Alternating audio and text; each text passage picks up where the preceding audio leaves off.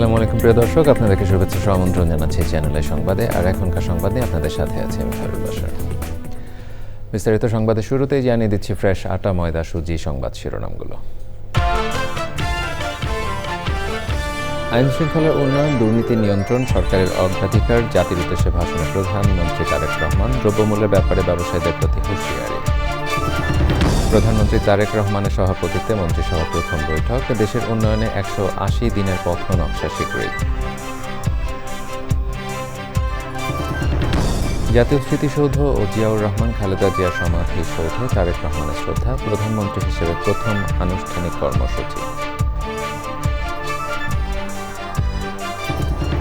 উন্নত শিক্ষা ব্যবস্থা, ভয়মুক্ত গণমাধ্যম, কৃষকদের উন্নয়ন ও বাজার মূল্য নিয়ন্ত্রণে মন্ত্রীদের গুরুত্ব আরোপ। সচিবালয়ের প্রথম দিনের অফিস। এবং সরকার প্রধানের প্রচলিত চেয়ারের বাইরে তারেক রহমানের জন্য অপেক্ষায় ভিন্ন রকম একটি চেয়ার, নেপথ্যে এক কষ্টবোধ ও গৌরবের গল্প।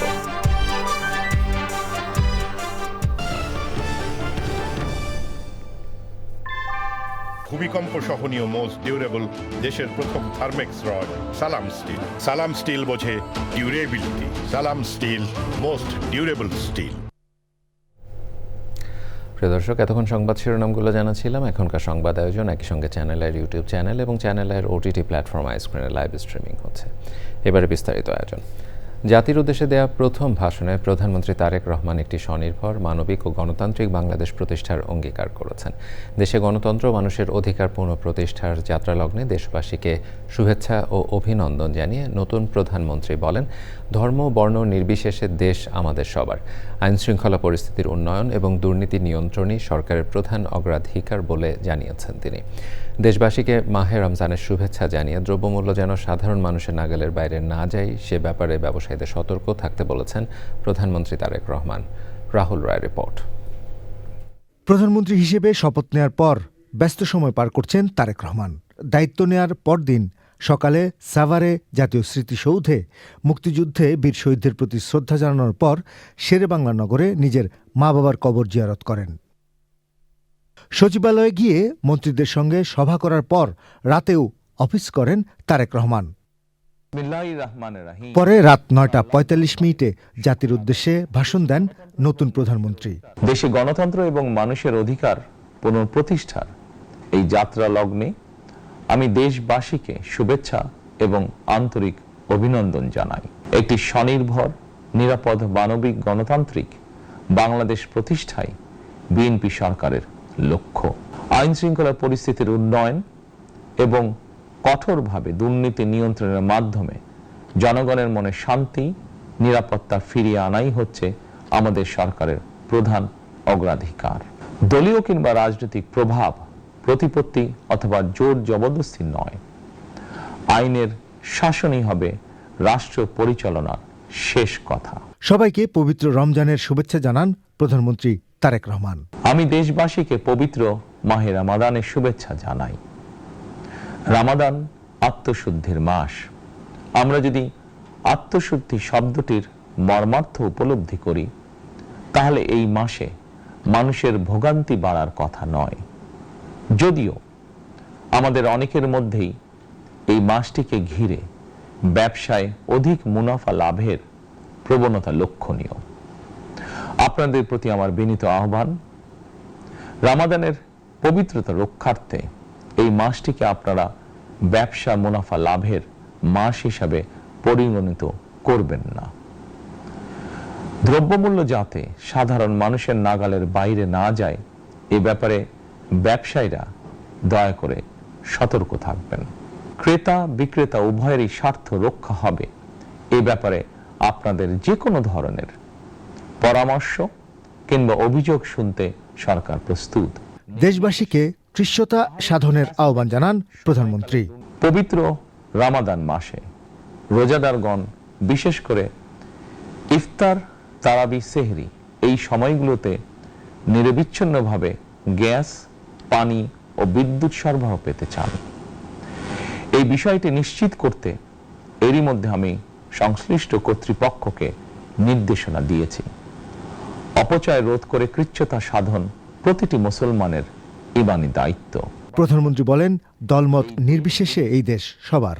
নবগঠিত সরকার গঠনের সুযোগ দিতে যারা বিএনপিকে ভোট দিয়েছেন কিংবা দেননি অথবা কাউকেই ভোট দেননি, এই সরকারের প্রতি আপনাদের সবার সমান অধিকার। বিএনপি সরকার বিশ্বাস করে দলমত ধর্ম দর্শন যার যার, রাষ্ট্র সবার। এই দেশে এই রাষ্ট্রে একজন বাংলাদেশী হিসাবে আপনার আমার আমাদের প্রতিটি বাংলাদেশি নাগরিকের অধিকার সমান। রাষ্ট্র গঠনে নিজের পরিকল্পনা বাস্তবায়নের কাজ শুরু করার কথা বলে যানজট নিরসনে, সারা দেশে নিরাপদ রেল যোগাযোগ, তরুণদের কর্মসংস্থান নিশ্চিত করা, জনশক্তিকে জনসম্পদে পরিণত করার পরিকল্পনার কথা বলেছেন দেশের নতুন প্রধানমন্ত্রী। রাহুল রায়, চ্যানেল আই, ঢাকা। সরকারের অগ্রাধিকার ও কর্মপরিকল্পনা নিয়ে শীঘ্রই 180 দিনের পথনকশা উপস্থাপন করবে নতুন সরকার। সচিবালয় মন্ত্রীদের সাথে প্রথম বৈঠকে প্রধানমন্ত্রী তারেক রহমান রমজানে দ্রব্যমূল্য নিয়ন্ত্রণ, নিরবিচ্ছিন্ন বিদ্যুৎ সরবরাহ, আইনশৃঙ্খলা পরিস্থিতি নিয়ন্ত্রণের নির্দেশ দেন। বৈঠক শেষে মন্ত্রীরা জানান, কোনো ব্যক্তি বা গোষ্ঠী যাতে সরকারের ভাবমূর্তি ক্ষুণ্ণ করতে না পারে সে বিষয়ে সবাইকে সজাগ থাকার নির্দেশ দেওয়া হয়েছে।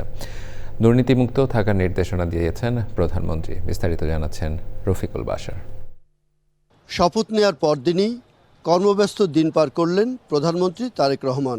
জনগণের প্রত্যাশা পূরণে অপ্রয়োজনীয় সময়ক্ষেপণ না করে দ্রুত কাজ শুরু করাই এখন সরকারের প্রধান লক্ষ্য বলে তিনি মন্ত্রী এবং সচিবদের জানান। যে নির্বাচনী ইস্তেহার শুনে জনগণ ভোট দিয়েছে তা বাস্তবায়নে দ্রুত পদক্ষেপ নেওয়ার নির্দেশ দেন প্রধানমন্ত্রী। পবিত্র রমজানে নিত্যপণ্যের সরবরাহ নিশ্চিত করে বাজার নিয়ন্ত্রণ, ইফতার, তারাবি ও সেহরিতে নিরবিচ্ছিন্ন বিদ্যুৎ সরবরাহ, আইনশৃঙ্খলা পরিস্থিতির নিয়ন্ত্রণ এবং জনস্বাস্থ্য সুরক্ষাকে সর্বোচ্চ অগ্রাধিকারের নির্দেশ দিয়েছেন প্রধানমন্ত্রী। 180 দিনের যে কর্মপরিকল্পনা উপস্থাপন করা হবে সেখানে জনদুর্ভোগ কমানো এবং বিএনপির নির্বাচনী ইস্তেহারকে সর্বোচ্চ প্রাধান্য দেওয়ার কথা বলা হয়েছে। বৈঠক শেষে বের হয়ে মন্ত্রীরা সাংবাদিকদের সাথে এসব কথা বলেন। 180 ডেজের একটা প্রায়োরিটি নির্ধারণ করেছে, সেটা পরে আপনারা জানতে পারবেন, আরও পরে ডিসাইড হবে। সরকারের অগ্রাধিকার বিবেচনায় আমরা প্রাথমিকভাবে দ্রব্যমূল্য নিয়ন্ত্রণে রাখা, আইনশৃঙ্খলা পরিস্থিতি আরও উন্নত করা এবং সরবরাহ চেইন আর কি সাপ্লাই চেইন ঠিক রাখা, আর বিদ্যুৎ এবং জ্বালানি সেক্টরে যাতে কোনো সমস্যা না হয়, গ্যাস এবং বিদ্যুতে, সেটার প্রতি লক্ষ্য রাখে। These are the priorities. এটা আমাদের ক্যাবিনেট এবং উপদেষ্টা সবাই মিলে এটা আনুষ্ঠানিক একটা সবাই একসাথে বসা। প্রধানমন্ত্রী আমাদেরকে মনে করিয়ে দিয়েছেন যে জনগণ আমাদের কাছ থেকে যে সুশাসন এবং জবাবদিহিতা চায়, সেক্ষেত্রে আমরা স্ব মন্ত্রণালয়ের যারা দায়িত্বে আছি তারা যেন যে কোনো ধরনের প্রভাব এবং স্বজনপ্রীতি ঊর্ধ্বে থেকে কাজ করি এবং বিশেষ করে দুর্নীতির প্রশ্নে যেন আমাদের একটা শক্ত অবস্থান থাকে। নির্বাচনী অঙ্গীকারে ছিল কৃষি কার্ড, ফ্যামিলি কার্ড, সাথে ইমাম সাহেব সহ অন্যান্য ধর্মের পুরোহিতদেরকে বিশেষ ভাতা দেওয়া, সেটারও কিভাবে শুরু এই রোজার মধ্যে করা যায় সেই সব বিষয়গুলো নিয়েও তিনি আলাপ আলোচনা তুলেছেন এবং সবাই তার মতামত দিয়েছেন। সচিবদের সাথে বৈঠকে মুখ দেখে নয়, কাজ দেখে মূল্যায়ন করতে হবে বলে জানান প্রধানমন্ত্রী। Rafiqul Bashar, channel I, Dhaka.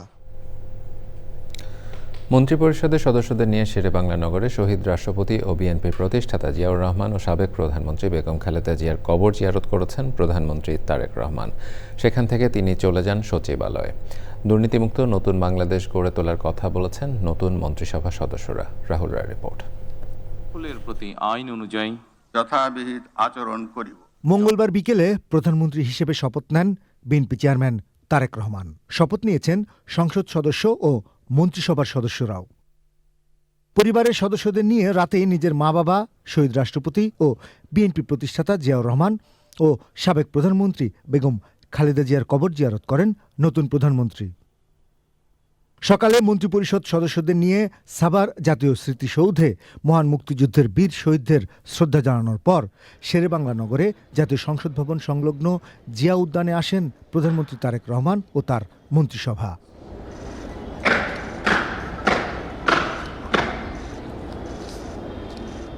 কবর জিয়ারত ও শ্রদ্ধা জানানো শেষে নতুন মন্ত্রিসভার সদস্যরা জানান রাষ্ট্র গঠনে তাদের নেতা প্রধানমন্ত্রী তারেক রহমানের পরিকল্পনা বাস্তবায়নের জন্যই কাজ করবেন তারা। জনকল্যাণ ধারণ করে জনগণের প্রবৃদ্ধি সমৃদ্ধি নিশ্চিত করতে চান, এই ধরনের একটা অঙ্গীকার আমাদের রয়েছে দল হিসাবে এবং সরকার হিসাবে জনগণের প্রতি। আমাদের দলের চেয়ারম্যান জনাব তারেক রহমানকে প্রধানমন্ত্রী বানিয়ে আগামী দিনে বাংলাদেশকে ওনার 31 দফা পরিকল্পনার ভিত্তিতে বাংলাদেশকে গড়ে তোলার জন্য ওনার রায় দিয়েছেন। আর আমরা মনে করি এই সরকারটি অনেক ত্যাগের বিনিময়ে আমরা জনগণের প্রত্যাশা পূরণে আমরা আমাদের সর্বোচ্চ চেষ্টার মাধ্যমে সে কাজটি বাস্তবায়ন করার চেষ্টা করব। নতুন মন্ত্রীরা জানিয়েছেন মানুষের প্রত্যাশা পূরণে শতভাগ চেষ্টার কথা। আমাদের আরও বেশি জবাবদিহি হওয়ার প্রয়োজন রয়েছে, আরও বেশি তৎপর হওয়ার প্রয়োজন আছে। অতএব জনগণ এবং সরকার প্রধান যে আস্থা আমাদের উপর রেখেছে, নিশ্চয়ই যে কোনো মূল্যে সেই তার মর্যাদা রাখবো। একটু ধৈর্য ধরুন, নিশ্চয়ই জাতি এবং আপনারা সবাই সুসংবাদ পাবেন, একটা সার্থক ফাংশনেবল আপনার মিনিস্ট্রি পাবেন, যেগুলি আমাদের অধীনে আছে ইনশাআল্লাহ। পর্যটন খাতে বিস্তরভাবে বাংলাদেশে একটা পরিবর্তন আনতে পারবো, বিমানে আমরা পরিবর্তন আনতে পারবো, প্রবাসীরা যে আসে দেশে তাদের যে এই দুঃসহ বেদনা এই আমাদের এয়ারপোর্ট নিয়ে সেটা থেকে পরিত্রাণ পাওয়ার জন্য একটা পরিকল্পনা হাতে নিয়েছি। সেই সমস্ত পরিকল্পনা সবই দেশের জন্যই মঙ্গল এবং দেশের উন্নতি হবে, এবং যাতে করে আর দুর্নীতিগ্রস্ত লোকরা সেখানে ঠাঁই না পায়। শেরেবাংলা নগর থেকে নতুন প্রধানমন্ত্রী তারেক রহমান চলে যান সচিবালয়ে। রাহুল রায়, চ্যানেল আই, ঢাকা। জাতীয় স্বার্থ পই পই করে বুঝে নেয়াই হবে বাংলাদেশের পররাষ্ট্রনীতি। মন্ত্রী হিসেবে দায়িত্ব নিয়ে খলিলুর রহমান বললেন, জাতীয় মর্যাদা ও পারস্পরিক সুবিধার ভিত্তিতে বাংলাদেশের জনগণের স্বার্থ মাথায় রেখে পররাষ্ট্রনীতি পরিচালিত হবে। পান্থ রহমান জানাচ্ছেন বিস্তারিত। ৪৬ বছর আগে তরুণ কূটনীতিক হিসেবে পররাষ্ট্র মন্ত্রণালয়ে যোগ দেয়া খলিলুর রহমান এবার পররাষ্ট্র দপ্তরের মন্ত্রীর দায়িত্বে। রাষ্ট্রীয় অতিথি ভবন পদ্মায় সফররত নেপালের পররাষ্ট্রমন্ত্রী সৌজন্য সাক্ষাৎ করে যাওয়ার পর মন্ত্রী ও প্রতিমন্ত্রী জানালেন কেমন হবে দেশের পররাষ্ট্রনীতি। আমাদের স্বার্থ সম্পূর্ণভাবে রক্ষা করে আমরা আমাদের পররাষ্ট্র কর্মকাণ্ড চালাবো, এবং তার পেছনে যে প্রিন্সিপালসগুলি সেগুলো আমি পরিষ্কারভাবে বলে দিচ্ছি। সেগুলো হচ্ছে সভরেন ইকুয়ালিটি, মানে সার্বভৌম সাম্যতা, পরস্পরের স্বাধীনতার প্রতি শ্রদ্ধা, নন ইন্টারফারেন্স, কারো আভ্যন্তরীণ ব্যাপারে হস্তক্ষেপ না করা, ন্যাশনাল ডিগনিটি, জাতীয় সম্মান, মর্যাদা এবং মিউচুয়াল বেনিফিট, পারস্পরিক সুবিধা, একতরফা কিছু নয়। আমরা আমাদের পররাষ্ট্র কর্মকাণ্ডে আমাদের জাতীয় স্বার্থ পাই পাই করে বুঝে নেব। এই ব্যাপারে this is our red line. বাংলাদেশের মানুষের স্বার্থ রক্ষা করে সবার সাথে ভালো সম্পর্ক রাখবো, এবং আমাদের foreign policy for a change after 17 years, এটা আমাদের জনগণের ইচ্ছা আকাঙ্ক্ষার প্রতিফলন ঘটাবে আমাদের ফরেন পলিসি। উপদেষ্টা হিসেবে দায়িত্ব পালনের পর মন্ত্রী হওয়া স্বার্থের সংঘাত কিনা সেই প্রশ্নেরও উত্তর দিলেন মন্ত্রী। অনেকে ইলেকশন ইঞ্জিনিয়ারিংয়ের কথা বলছে, তার মানে গণনা ঠিক হয়নি, তাই তো এটা বলছে, তো গুনে নেন আরেকবার, গুনতে তো মুশকিল নাই। আমি তো জোর করে যাইনি। তো এক একজন এক এক সম্পর্কে একটা ধারণা থাকতে পারে প্রাথমিক, সেটা পরিবর্তনও হয়, তাই না? পররাষ্ট্রনীতি নিয়ে বাংলাদেশের অবস্থান মূলত সাবেক প্রেসিডেন্ট জিয়াউর রহমানের নীতিতে ফিরে যাওয়া বলে মনে করেন এই কূটনীতিক। পান্থ রহমান, চ্যানেল আই, ঢাকা। বাড়ি ডিজাইন তো হলো, কিন্তু কোন রড দিয়ে বাড়ি বানাবো? অবশ্যই আকিজ ইস্পাত। কেন? কারণ সাধারণ 500W রডের yield strength 500 MPa, tensile strength 575 MPa, ভালো মানের 500W রডের টেনসাইল স্ট্রেংথ 625 MPa, আর সর্বোচ্চ গুণগত মানের আকিজ ইস্পাতের টেনসাইল স্ট্রেংথ 700 MPa, অর্থাৎ ভালো মানের রডের থেকেও 12% বেশি। মানে অধিক শক্তিশালী আর দীর্ঘস্থায়ী। এছাড়াও বাংলাদেশে একমাত্র আকিজ ইস্পাত ফ্যাক্টরিতেই রয়েছে advanced quality control and R&D lab, যেখানে সম্পূর্ণ অটোমেটিক পদ্ধতিতে রডের মাইক্রোস্কোপিক স্ট্রাকচার পর্যবেক্ষণ করে সর্বোচ্চ গুণগত মান নিশ্চিত করা হয়। বুঝেছি। এখনই অর্ডার করছি অধিক শক্তিশালী আকিজ ইস্পাত। আকিজ ইস্পাত, কমিটেড টু কোয়ালিটি। বাংলাদেশের পররাষ্ট্রমন্ত্রী ডক্টর খলিলুর রহমানকে অভিনন্দন জানিয়েছেন ভারতের পররাষ্ট্রমন্ত্রী এস জয়শঙ্কর। সামাজিক যোগাযোগ মাধ্যমে দেয়া এক বার্তায় জয়শঙ্কর ডক্টর খলিলুর রহমানকে শপথ গ্রহণ করায় শুভেচ্ছা জানান। সামনের দিনগুলোতে ভারত বাংলাদেশ পারস্পরিক অগ্রগতি ও সমৃদ্ধির লক্ষ্যে একসঙ্গে কাজ করবে বলে প্রত্যাশা করছেন জয়শঙ্কর।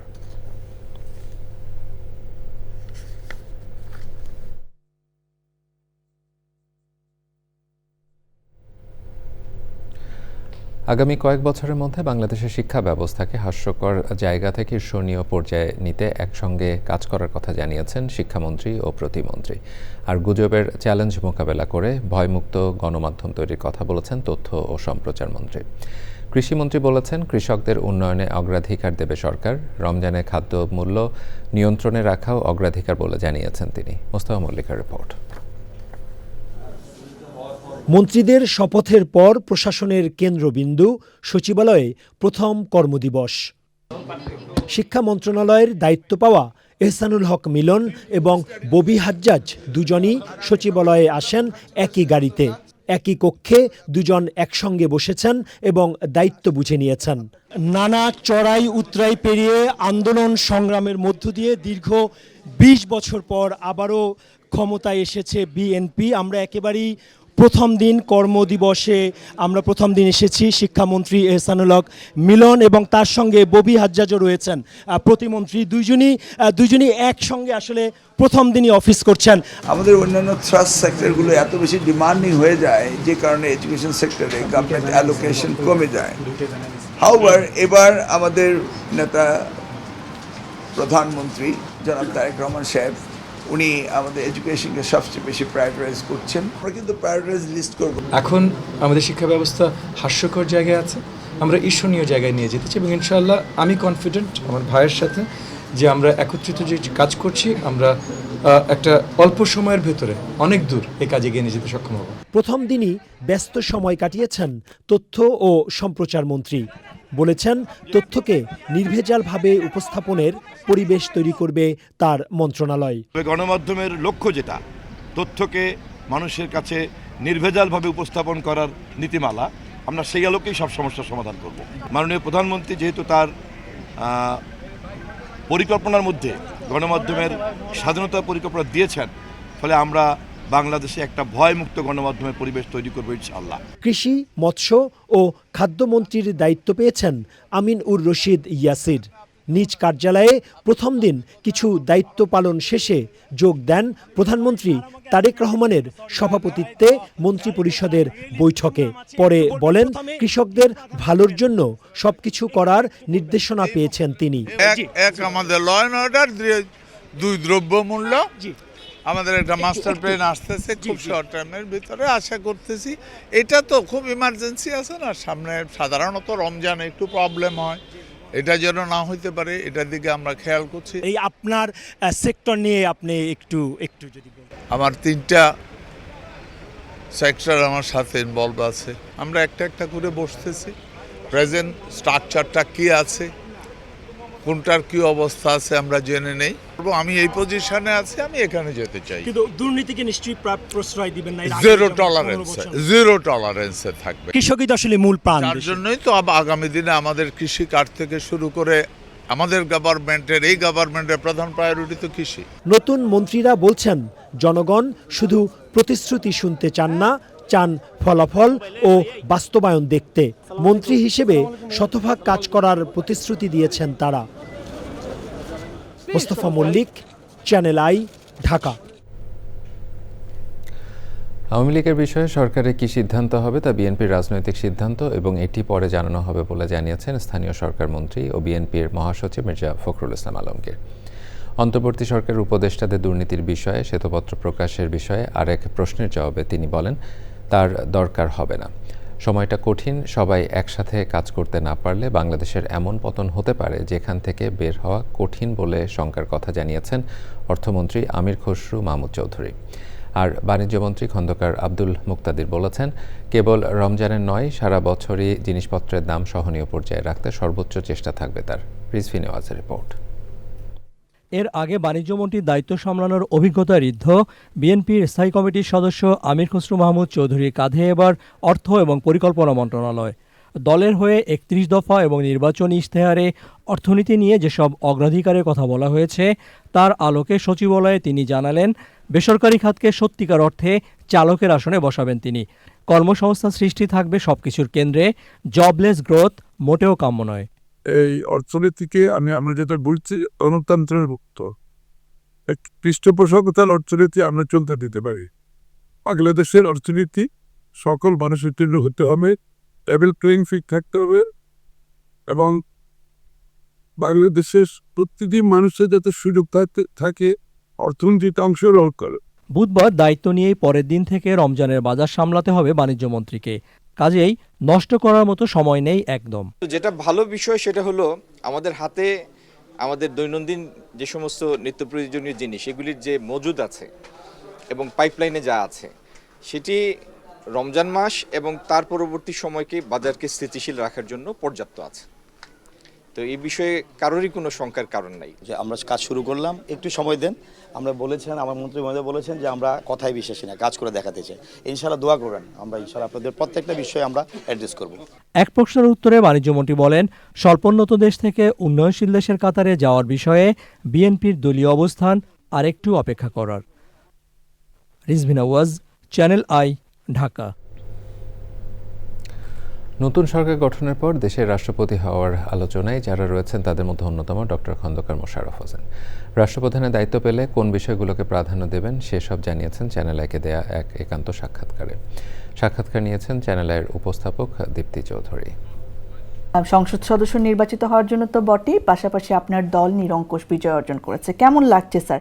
নির্বাচনের ফলাফল এটা পরিষ্কার হয়েছে যে সাধারণ মানুষ স্বাধীনভাবে ভোট দিয়েছে এবং আমাদের দলকে যেহেতু ভালোবাসে সেহেতু আমাদের দলকে জনগণ ভোট দিয়ে দেশে একটি সরকার, জনগণের সরকার প্রতিষ্ঠা করার জন্য সুযোগ করে দিয়েছে। স্যার, দীর্ঘদিন ধরে এই বাতাসে বইছে যে আমরা হয়তো পরবর্তী রাষ্ট্রপতি হিসেবে আপনাকে দেখতে পাবো এবং মন্ত্রিপরিষদে যখন আপনার নাম দেখা গেল না তখন এই গুঞ্জন আরো বেশি শক্তিশালী হলো। আপনি কি স্যার আনুষ্ঠানিকভাবে প্রস্তাব পেয়েছেন? আমি আনুষ্ঠানিকভাবে কিছু জানি না, যে আমাদের পার্টি যেভাবে আমাকে কাজে লাগাবে, যে কাজ দায়িত্ব দিবে আমি সেই দায়িত্ব পালন করব। যদি রাষ্ট্রপতির দায়িত্ব পান, কোন কাজটি আপনি খুব শুরুতেই করতে চাইবেন? না, এখানে আমাদের কিন্তু ৩১ দফা আমাদের আছে। আমাদের যে ৩১ দফা কর্মসূচি, রাষ্ট্র মেরামত করার জন্য যে কর্মসূচি আছে সেইটাকে মিলিয়ে কিন্তু আমরা নির্বাচনের একটা ম্যানিফেস্টো দিয়েছি। তো সেই ম্যানিফেস্টো অনুযায়ী আমরা পদক্ষেপ গ্রহণ করব। দেশকে সত্যিকারভাবে জনগণের প্রত্যাশা অনুযায়ী পরিচালনা করা, দেশকে স্বনির্ভর করা, দেশকে বিদেশের সাথে যে সম্পর্ক সেটাও যাতে করে আমাদের দেশের স্বনির্ভর অবস্থানটা থাকে সেভাবে আমরা পরিচালনা করব। ডক্টর খন্দকার মোশাররফ হোসেনের পূর্ণাঙ্গ সাক্ষাৎকার দেখবেন 20শে ফেব্রুয়ারি শুক্রবার রাত 8টা 20 মিনিটে স্ট্রেইট কাট অনুষ্ঠানে। দেশের আকাশে পবিত্র রমজান মাসের চাঁদ দেখা গেছে সন্ধ্যায় ইসলামিক ফাউন্ডেশনের সভাকক্ষে। এই তথ্য জানান ধর্মমন্ত্রী কাজী শাহ মোফাজ্জল হোসেন কায়কোবাদ। এ সময় তিনি বলেন, রমজানে যারা কালোবাজারি করবে তাদের ছুঁড়ে ফেলা হবে। বিএনপি সমাজ থেকে অন্যায়, জুলুম, দুর্নীতি, মাদক দূর করবে বলেও জানান ধর্মমন্ত্রী। রমজান মাসে চাঁদ দেখা যাওয়ায় প্রথম তারাবির নামাজ আদায় করেন ধর্মপ্রাণ মুসলমানরা। মূলত তারাবির নামাজের মধ্যে দিয়েই শুরু হয় রমজানের আনুষ্ঠানিকতা। প্রধানমন্ত্রী চেয়ার খুব প্রচলিত একটি কথা। এর মাধ্যমে যেমন তার দায়িত্বের কথা বলা হয়, তেমনি দায়িত্ব পালনে তিনি যে চেয়ারে বসেন সেটাও ভাসে চোখের সামনে। প্রধানমন্ত্রী তারেক রহমানের জন্য একটি চেয়ার তৈরি করে 12 বছর ধরে অপেক্ষায় কৃষক আব্দুল মোতালেব। 22 বছর আগে তারেক রহমান যখন তার বাড়িতে গিয়েছিলেন তখন বাসার জন্য একটি ভালো চেয়ার দিতে না পারার দুঃখবোধ থেকেই চেয়ারটি বানিয়েছেন তিনি। ভিন্ন রকম ওই চেয়ারের গল্প জানাচ্ছেন শাইখ সিরাজ। নির্বাচনে নিরঙ্কুশ জয়ে প্রধানমন্ত্রীর আসনে বসেছেন তারেক রহমান। সারা দেশে বহু সাধারণ মানুষও হৃদয়ের আসন রেখেছেন তার জন্য। তেমনি একজন ময়মনসিংহের ভালুকার আব্দুল মোতাল্লেব। দেশে প্রথমবারের মতো সৌদি খেজুর ফলানোর সাফল্যের কারণে লোকে তাকে চেনে খেজুর মোতালেব নামে। মোতালেব তার আয়ের একটি অংশ দিয়ে বহু বছর ধরে এক বিশেষ আসন নির্মাণ করে রেখেছেন তারেক রহমানের জন্য। উনি খেজুর বাগানের পরিদর্শনে প্রথম রিপোর্ট করছিলেন, ওই সময় থেকেই মানুষের বেশি আনাগোনা আওয়া যাওয়া করতো। এরপরে 2004 যখন তারেক রহমান ছিল, প্রতিবেদন যাওয়ার কদিন পরে আসছিল স্যার, কি কি দিয়েছিল আপনারা তখন? পাম্প দিয়েছিল? হ্যাঁ, ওই সময় দিয়েছিল আমার সেলো মেশিন দিয়েছিল, এই সার, বিষ, কোদাল, যাবতীয় যেটা লাগতো সব দিচ্ছিল তারেক। আমার কাছে এমন একটা কষ্ট লাগতো, একসাথে খাওয়াইতেও পারছি না। এই কারণে আমার কষ্ট, যদি আমি একদিন আবার রাজপ্রাসাদের মতো বানায় আনতে পারি, এই জায়গাতে আমি বসাইও। তো ওই যে দাঁড়াই থেকে গেছেন, বসতে দিতে পারছি না, খুব কষ্ট লাগতো। আমার মনের থেকে পার্সোনালভাবে আপনার জন্য আর তারেক রহমানের জন্য এই চেয়ারটা বানাইছি, যে এখানে বসে একদিন যখন রাজপ্রাসাদ বিশ্বের মধ্যে দেখবে যে খেজুর মোতালেব শাহ সিরাজ তারেক জিয়ার কীভাবে বসাতে পারে, যেদিন আপনাকে আর তারেক রহমান এই চেয়ারে বসাতে পারবো, আমার আত্মাটা শান্তি পাবো, ওই দিন আমি সাংবাদিক হইয়াম, ওই দিন আপনাদের কাছে প্রশ্ন করবো কৃষকের লোনের জন্য। সাধারণ মোতালেব অসাধারণ আবেগ নিয়ে অপেক্ষা করছেন তারেক রহমান। আপনার নামে আর তারেক রহমানের নামে কিন্তু আমার যা বিশ্ব পরিচিত হয়েছি, আপনার যদি না এতেন আমার এত পরিচিত থাকলো না। হলে এটা কতদিন লাগছে বানাইতে? এটা 6 বছর সময় লাগছে, এটা টাইম ধরা না। দেশের সব শ্রেণীর মানুষ ভোটের আশীর্বাদে তারেক রহমানকে যে সম্মানের আসনে বসিয়েছেন, তা অটুট থাকুক দেশের কল্যাণের ভেতর দিয়ে। তার হাত ধরে রচিত হোক নতুন বাংলাদেশ। শাইখ সিরাজ, চ্যানেল আই। জুলাই সনদ বাস্তবায়ন না করলে ছাড় দেওয়া হবে না বলে হুঁশিয়ারি দিয়েছেন জামাতের আমির ও বিরোধী দলীয় নেতা ডক্টর শফিকুর রহমান। তিনি বলেন, সবার উচিত সংসদের জুলাইয়ের চেতনা বাস্তবায়ন করা। ফজরের নামাজের পর রাজধানীর 60 ফিট এলাকায় পরিষ্কার পরিচ্ছন্নতা কর্মসূচিতে অংশ নিয়ে তিনি বলেন, জুলাই না আসলে তারেক রহমান প্রধানমন্ত্রী হতে পারতেন না এবং তিনিও বিরোধী দলীয় প্রধান হতে পারতেন না। সংস্কারের মাধ্যমে দেশের আবর্জনা দূর করে একটি পরিচ্ছন্ন দেশ করার অঙ্গীকার করে তিনি বলেন, নিজ নিজ আঙিনা পরিষ্কার করলে দেশ পরিষ্কার হয়ে যাবে। এর আগে ঘণ্টাব্যাপী নিজ হাতে সড়কের আবর্জনা পরিষ্কার করেন সংসদে বিরোধী দলীয় নেতা।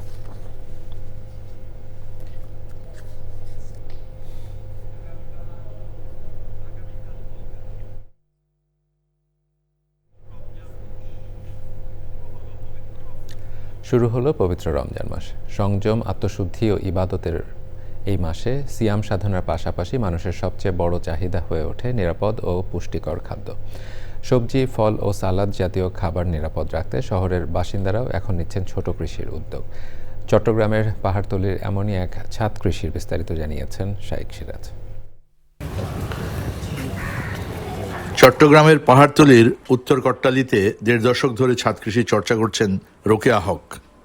প্রায় 1800 বর্গফুট আয়তনের 2 স্তরের এই ছাদ কৃষিতে উৎপাদন হচ্ছে নানা জাতের শাকসবজি, ফল আর সালাদ ফসল। পবিত্র রমজানকে সামনে রেখে স্বাস্থ্যসম্মত খাদ্যের চাহিদা মেটাতে করা হয়েছে এই আয়োজন। আমাদের আসলে এবার ভাগ্যটা খুব ভালো, সুপ্রসন্ন বলা যায়। অনেক শীতকালীন ভেজিটেবল থাকতে থাকতে রমজানটা শুরু হয়েছে, যার জন্য আমরা হাতের কাছে বিশেষ করে আমরা আগে রেখে দিতাম প্রিজার্ভ করে, একটু সিদ্ধ করে, হাফ সিদ্ধ করে রেখে দিতাম ফুলকপিটা, সেটার দরকার হয় এখন এটার দরকার। পেশায় রন্ধনশিল্পী রোকেয়া হক প্রতিদিনের রান্নায় দরকারি তাজা উপকরণ সংগ্রহ করেন এখান থেকেই। সারাদিন রোজার পর যে কাজটা বেশি বেশি দরকার, যেটা হচ্ছে আমরা যদিও সাথে সাথে আমাদের কিন্তু ভাজাতে চলে যাই। এখন আমি এটা ব্যালেন্স ডায়েট করার জন্য যেটা করেছি, আমি প্রতিদিন কিন্তু এরকম থানকুনি পাতা আছে, একটু মিক্সড একটা সুন্দর একটা সালাদ টাইপের করি, একটু বয়েলিং ভেজিটেবল থাকে। শহরের মাঝেও এই বাড়িটি অনেকটা গ্রামীণ গৃহস্থ বাড়ির আদলে ঘেরা। চারপাশ জুড়ে রয়েছে নানা রকম গাছগাছালি, পোষা প্রাণী আর মাছ। আয়োজনটি ছোট হলেও একটি চমৎকার ছাদ কৃষি, যেখান থেকে যোগান আসছে নিরাপদ খাদ্যের। পবিত্র এই রমজানে পুষ্টি এবং নিরাপত্তা দুটি প্রয়োজন, যা এই ছাদ কৃষি থেকে পরিবারটি সংগ্রহ করছে। চট্টগ্রামের পাহাড়তলীর উত্তর কাট্টলিপাড়া থেকে শাইখ সিরাজ, চ্যানেল আই। এ নিয়ে বিস্তারিত প্রতিবেদন দেখবেন বৃহস্পতিবার বেলা 11:30 হৃদয়ে মাটি ও মানুষের ডাক অনুষ্ঠানে। সংবাদের এই পর্যায়ে নিচ্ছি একটি বিরতি।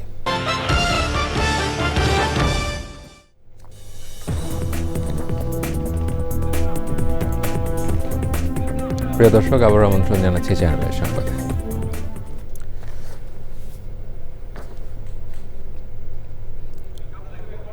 পবিত্র রমজান মাসে নিম্ন মাধ্যমিক ও মাধ্যমিক বিদ্যালয় বন্ধ ঘোষণা করেছে শিক্ষা মন্ত্রণালয়। বুধবার স্কুলের ছুটির তালিকা সংশোধন করে মন্ত্রণালয় তা প্রকাশ করেছে। নতুন তালিকা অনুযায়ী বৃহস্পতিবার থেকে নিম্ন মাধ্যমিক এবং মাধ্যমিক বিদ্যালয় বন্ধ থাকবে। এই ছুটি চলবে আগামী ২৬শে মার্চ পর্যন্ত। অন্যদিকে নির্বাচনের ছুটির মধ্য দিয়ে মাদ্রাসাগুলোর শিক্ষক শিক্ষার্থীরা ঈদের ছুটি শুরু করেছেন। মাদ্রাসার ছুটির তালিকা ও বর্ষপঞ্জি অনুযায়ী আগামী ২৮শে মার্চ পর্যন্ত ছুটি চলবে। কলেজের ছুটির তালিকা ও বর্ষপঞ্জি অনুযায়ী চলবে ১৮ ফেব্রুয়ারি থেকে ২৮শে মার্চ পর্যন্ত।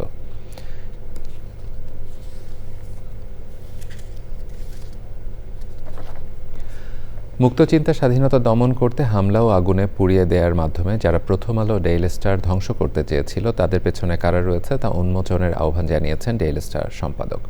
সকালে প্রথম আলো কার্যালয়ে পোড়া ভবনে আলো শিরোনামে শিল্পকর্ম প্রদর্শনী উদ্বোধন করে দেশের গণমাধ্যমগুলোকে ঐক্যবদ্ধ থাকার আহ্বান জানান অতিথিরা। লাইলা নওশিনের রিপোর্ট। কে জানতো পুড়ে কালো হয়ে যাওয়া প্রত্যেকটি জিনিস একদিন হয়ে উঠবে শিল্পকর্ম, যে শিল্পকর্মগুলো মনে করিয়ে দেয় এক অন্ধকার রাতের কথা, যে রাতে প্রতিহিংসায় উন্মত্ত একদল উগ্রবাদী কিভাবে ঝাঁপিয়ে পড়েছিল নিরীহ এক গণমাধ্যমের ওপর। ৭১ পরবর্তী সময়ে যা চিহ্নিত হয়েছে দেশের গণমাধ্যমের ইতিহাসের কালো দিন হিসেবে। অগ্নিদগ্ধ সেই ৪ তলা পোড়া অন্ধকার ভবনটিতেই পড়ে যাওয়া বইপত্রসহ ধ্বংসস্তূপ নিয়ে আলো নামের শিল্পকর্ম প্রদর্শনী। এটা একটা খুব চ্যালেঞ্জিং পার্ট ছিল, এই পুরো স্পেসটা নিয়ে কাজ করা। The space is so big. উদ্বোধনী আয়োজনে অতিথিরা বাক স্বাধীনতা নিশ্চিতে নতুন সরকারের প্রতি আহ্বান জানান। যেটা অন্তর্বর্তী সরকারের সময় ঘটেছে, সংগঠিত হয়েছে, এই দায়িত্ব তাদেরকে নিতে হবে। যদি আমরা ঐক্যবদ্ধ থাকি তাহলে যে কোনো অপশক্তি হোক না কেন পুনরায় আঘাত করার ব্যাপার চিন্তা করবে। এখনো অনেক সাংবাদিক কথিত হত্যা মামলাতে কারাগারে আছে। নতুন তথ্যমন্ত্রী এসেছেন আর নতুন আইনমন্ত্রী এসেছেন। আশা করতে চাই যে ওনারা যে সাংবাদিকরা কারাবন্দী আছেন তাদের মুক্তির বিষয়ে উদ্যোগী হবেন। সংবাদ মাধ্যমের স্বাধীনতা নিশ্চিতে গণমাধ্যমের ঐক্যের উপর গুরুত্ব দেন প্রথম আলো ও ডেইলি স্টার সম্পাদক। অনুরোধ করব এই নতুন সরকারকে যে আপনারা যেন নির্বিঘ্নে ইনভেস্টিগেট করেন এবং কারা এটাকে উস্কানো দিয়েছে, কারা এটাকে বাস্তবায়ন করেছে, তাদের জন্য আমরা জনসম্মুখে তুলে ধরতে পারি। বিগত ২০-২৫ বছর সাংবাদিকদের মধ্যে একটা তথাকথিত বিভক্তি ছিল। সে বিভক্তি আমরা চাই না আগামীতে থাকুক, সে বিভক্তির অবসান হোক, সেটা আমরা চাই। আগামী ২৮শে ফেব্রুয়ারি পর্যন্ত প্রতিদিন বেলা ১১টা থেকে দুপুর ১টা এবং বেলা ৩টা থেকে বিকেল ৫টা পর্যন্ত খোলা থাকবে প্রদর্শনী। অন্ধকারের উৎস থেকে উৎসারিত আলো, সেই তো তোমার আলো। সকল দ্বন্দ্ব বিরোধ মাঝে জাগ্রত যে ভালো, সেই তো তোমার ভালো। নতুন সরকার ক্ষমতা গ্রহণের পরদিনই ধ্বংসস্তূপ থেকে উঠে আসা প্রথম আলোর এই শিল্পকর্ম প্রদর্শনী আমাদের বার্তা দেয় বাংলাদেশের গণমাধ্যমে একদিন আলো আসবেই। প্রথম আলো কার্যালয় থেকে লাইলা নওশিন, চ্যানেল আই। এবারে আইসক্রিন সাংস্কৃতিক সংবাদ।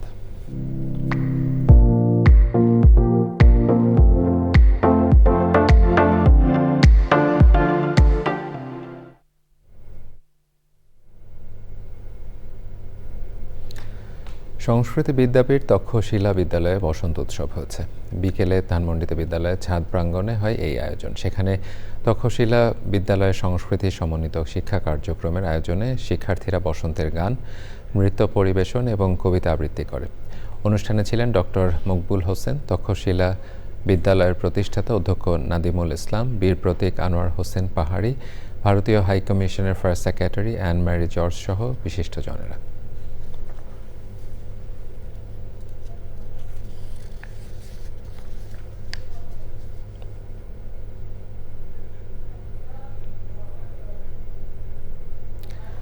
এবারে নিটল টাটা আন্তর্জাতিক সংবাদ।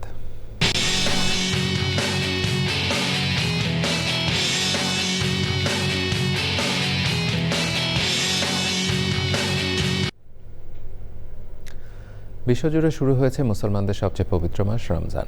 পবিত্র এই মাসকে স্বাগত জানাতে ব্যস্ত পুরো মুসলিম বিশ্ব।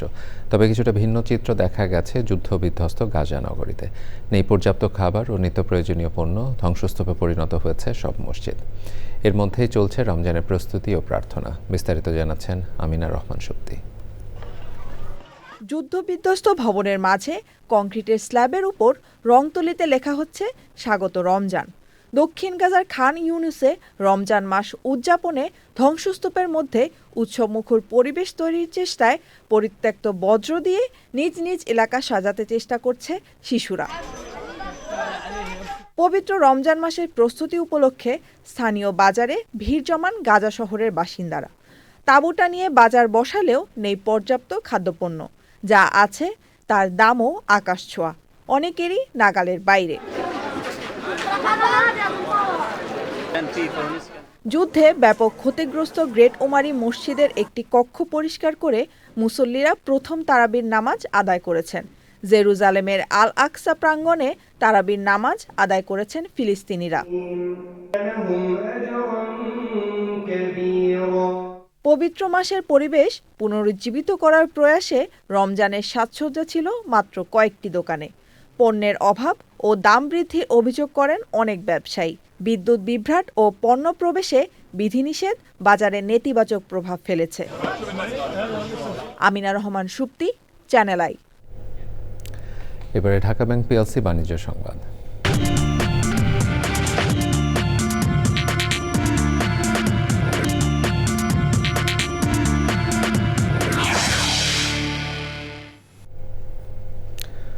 ঢাকা স্টক এক্সচেঞ্জে আজ লেনদেনের নিম্নমুখী প্রবণতা দেখা গেছে। আগের কার্যদিবসের চেয়ে ডিএসইএক্স সূচক 51 পয়েন্ট কমে ৫,৫১৯ পয়েন্টে দাঁড়িয়েছে। কমেছে বেশিরভাগ কোম্পানির শেয়ারের দাম। হাতবদল হয়েছে ৩৯৩টি কোম্পানির ৯৩৫ কোটি ৭৭ লাখ টাকা শেয়ার ও মিউচুয়াল ফান্ড, যা আগের কার্যদিবসের চেয়ে ২৮৬ কোটি ৫৩ লাখ টাকা কম। এর মধ্যে দাম বেড়েছে ৮২টির, কমেছে ২৮৬টির এবং অপরিবর্তিত রয়েছে ২৫টি কোম্পানির শেয়ারের দাম।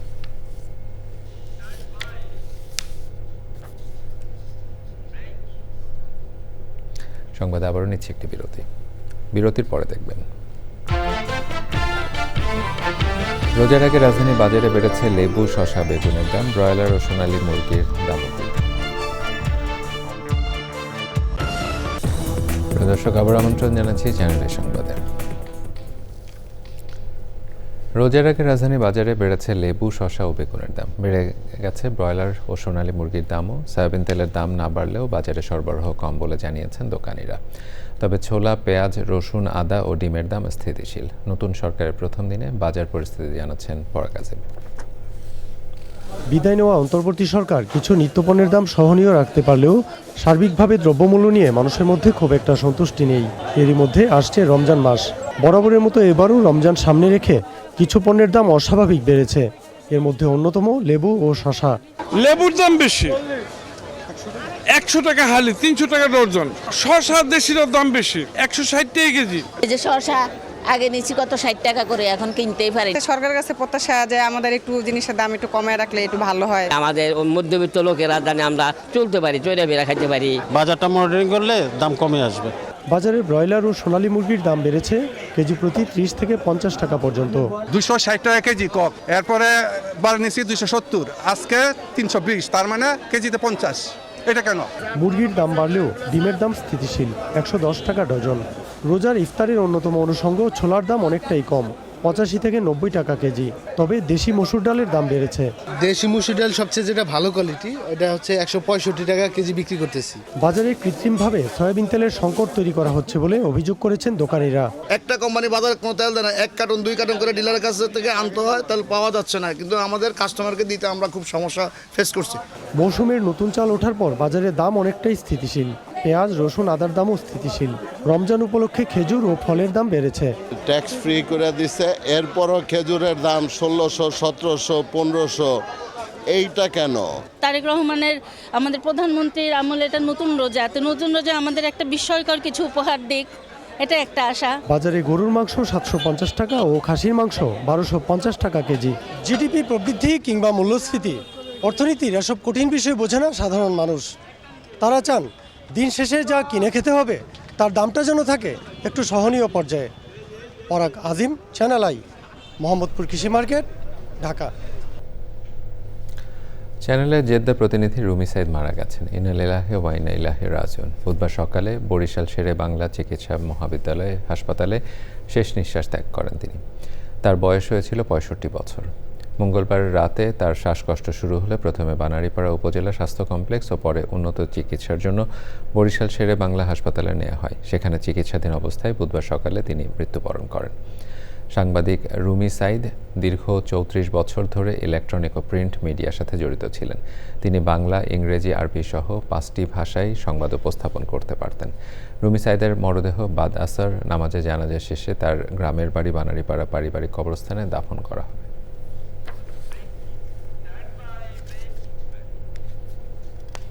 প্রিয় দর্শক, সংবাদের এরপর আবারও নিচ্ছে একটি বিরতি। বিরতির পরে দেখবেন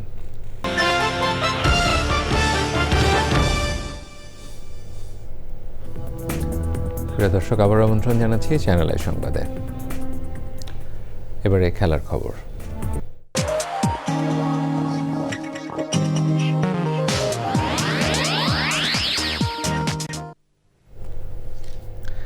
এবার না খেললেও র্যাঙ্কিংয়ের ভিত্তিতে টি-20 বিশ্বকাপের পরবর্তী আসরে টিকিট পেয়ে গেছে টাইগাররা। অস্ট্রেলিয়া ও নিউজিল্যান্ডে যৌথভাবে অনুষ্ঠেয় 2028 সালের বিশ্বকাপে সরাসরি খেলবে লাল সবুজ জার্সিধারীরা। বুধবার সংবাদ বিজ্ঞপ্তিতে বিষয়টি নিশ্চিত করেছে ক্রিকেটের সর্বোচ্চ নিয়ন্ত্রক সংস্থা আইসিসি।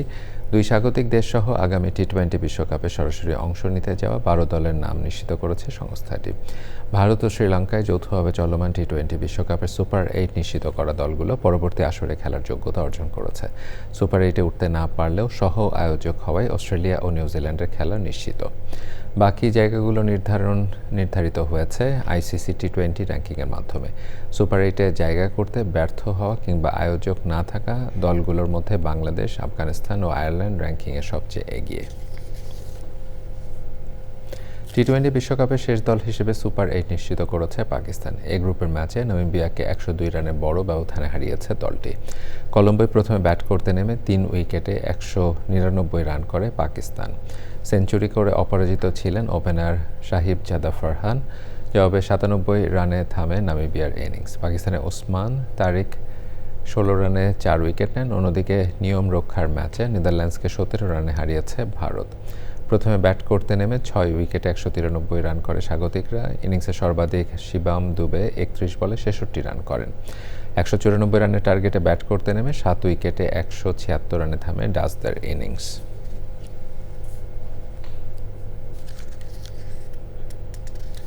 কোনো ধরনের প্রচার ছাড়াই বাংলাদেশে এসেছেন জার্মানির বিশ্বকাপ জয়ী তারকা মেসুত ওজিল।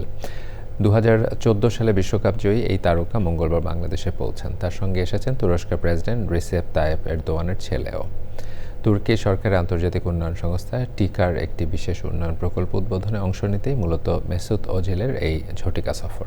বুধবার ঢাকা বিশ্ববিদ্যালয়ে শহীদ মর্তুজা মেডিকেল সেন্টারে আধুনিকায়ন ও বিভিন্ন উন্নয়নমূলক কাজের উদ্বোধন করেন তিনি। বৃহস্পতিবার মেসুত ওজিল কক্সবাজারের রোহিঙ্গা শরণার্থী ক্যাম্প পরিদর্শনে যাবেন। সেখানে শরণার্থীদের সাথে একটি বিশেষ ইফতারে অংশ নেবেন ওজিল। এরপর রাতেই বাংলাদেশ ছাড়বেন তারা। এ পর্যায়ে জানিয়ে দিচ্ছি দেশের 8 বিভাগের 1 রমজানের সেহরি ও ইফতারের সময়সূচি।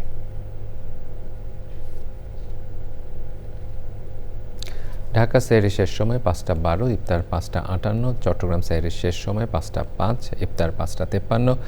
রাজশাহী সেহরির শেষ সময় 5টা 18, ইফতার 6টা 4। খুলনা সেহরি শেষ সময় 5টা 15, ইফতার 6টা 2। বরিশাল সেহরি শেষ সময় 5টা 11, ইফতার 5টা 59। সিলেট সেহরি শেষ সময় 5টা 4, ইফতার 5টা 50। রংপুর সেহরি শেষ সময় 5টা 17, ইফতার 6টা। ময়মনসিংহ সেহরি শেষ সময় 5টা 11, ইফতার 5টা 57।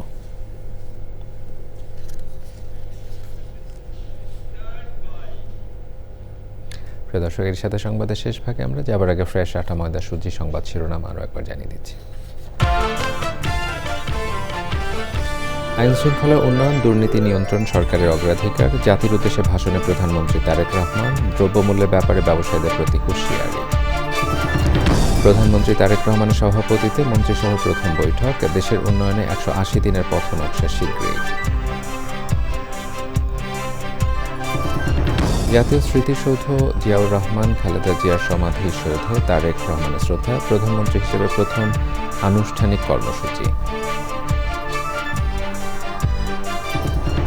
উন্নত শিক্ষা ব্যবস্থা, ভয়মুক্ত গণমাধ্যম, কৃষকদের উন্নয়ন ও বাজার মূল্য নিয়ন্ত্রণে মন্ত্রীদের গুরুত্ব আরোপ। সচিবালয়ের প্রথম দিনের অফিস।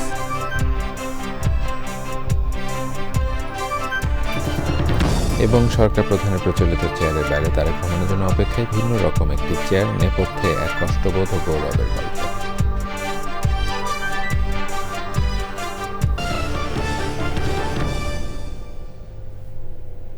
প্রিয় দর্শক, এছাড়াও চ্যানেলের সর্বশেষ সংবাদ জানতে ভিজিট করুন channelionline.com-এ। যুক্ত থাকবেন আমাদের সোশ্যাল মিডিয়া প্ল্যাটফর্মগুলোর সাথে।